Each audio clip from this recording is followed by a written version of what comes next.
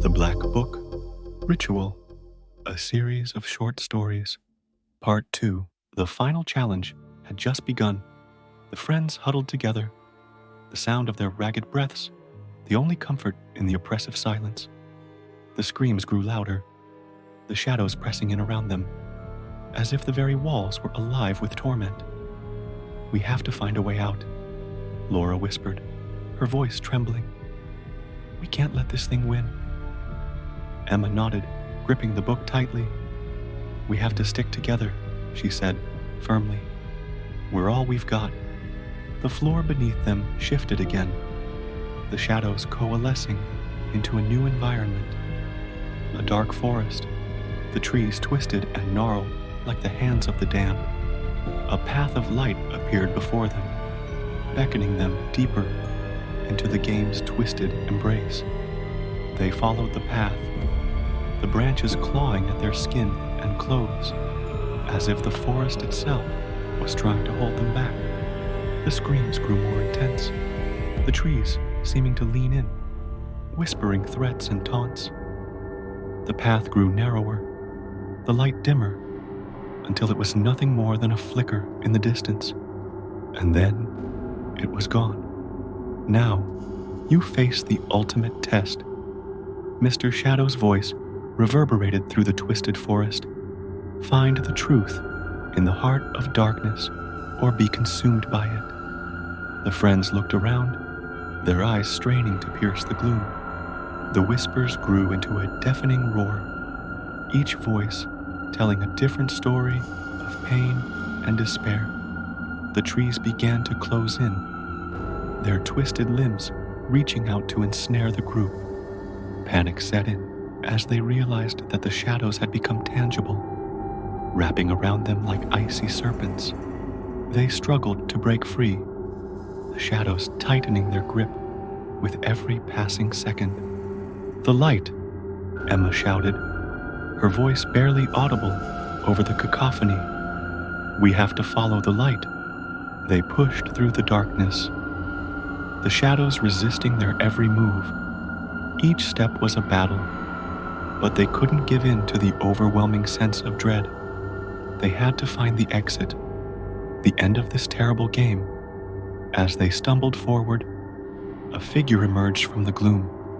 It was Mark, or what remained of him. His eyes were empty sockets, his skin a sickly gray. He reached out a hand, his voice a hollow rasp. "Don't trust the light." The friends recoiled, their hearts racing. Was this a trick? A final torment from Mr. Shadow? Emma stepped forward, her voice trembling. "What do you mean, Mark?" The spectral figure of Mark spoke again, his words a warning from beyond the grave. "The light is a lie. It's a trap. The only way out is through the darkest part of the forest." The group exchanged glances, fear etched on their faces.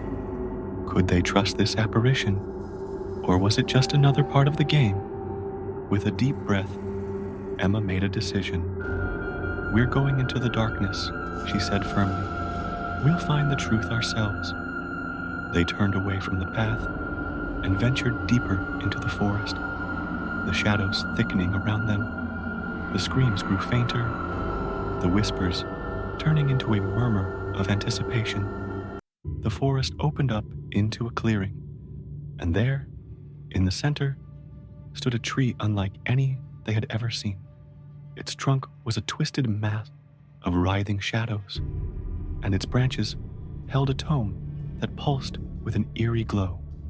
"The Black Book," Laura murmured, her voice barely a whisper. "We have to destroy it." The tree's shadowy branches reached out, the book seemingly just out of reach.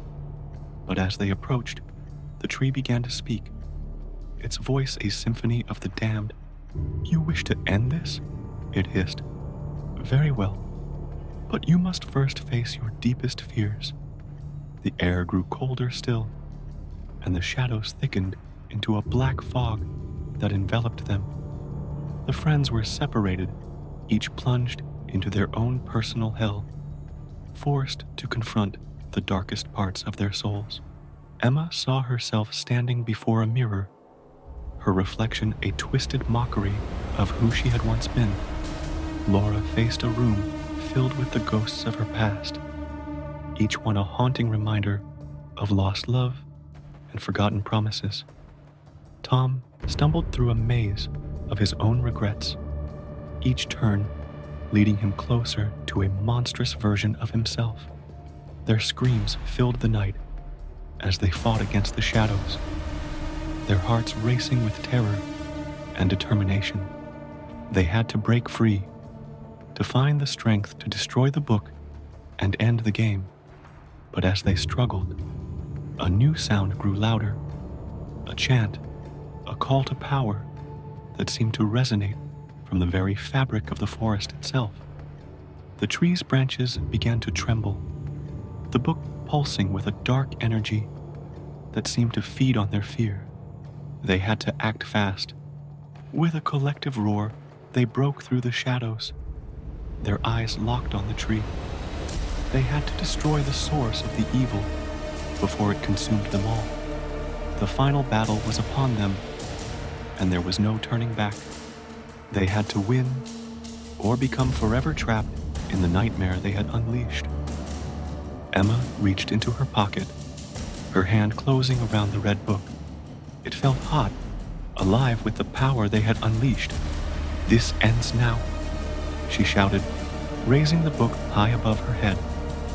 The tree's shadowy limbs swiped at them, the book's power growing stronger as their fear escalated. The air in the clearing crackled with malevolent energy, the very fabric of reality bending to the will of the ancient text. Emma stepped forward, the red book in her hand pulsing with an angry light. "We reject your game, Mr. Shadow," she called out, her voice strong and unwavering. "We deny your power over us." The friends gathered around her, their own fears momentarily forgotten in the face of a newfound unity. They had played the game, and now they were going to end it. Laura grabbed a nearby branch, its shadows writhing in protest as she ripped it free. "Together," Laura said, her eyes gleaming with determination. With a coordinated effort, they rushed the tree, their makeshift weapons slashing through the shadowy tendrils. Each cut sent a shockwave through the forest, the shadows retreating before their onslaught. The tree screeched in fury, the book within its grasp growing larger, more powerful.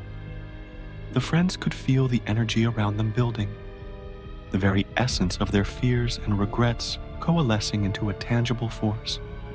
Tom stepped up, his eyes fixed on the book. He had faced his monstrous reflection, had seen the depths of his own soul. "I am not what you made me," he shouted, charging the tree. With a mighty swing, he sent the shadowy tome flying from the tree's grasp. It hovered in the air before them, the pages fluttering with a sinister glee. The friends could see their own reflections in the book's surface, distorted and twisted by the darkness within. Emma knew what she had to do. She stepped forward and opened the red book, reciting the reversal incantation she had found hidden among its pages. The air grew colder, the shadows retreating from the light that spilled from the book. The black book screeched, the pages tearing as the light seared through the darkness. The tree writhed and buckled, the shadows retreating back into the depths of the forest. With a final burst of light, the black book disintegrated before their eyes, leaving them standing in a clearing that was suddenly silent. The whispers of the lost souls had ceased, the shadows retreating to the corners of the night. The friends looked around, their chests heaving with exertion. They had survived the game, had faced their fears, and emerged victorious. But as they turned to leave, Mr. Shadow's laughter echoed once more.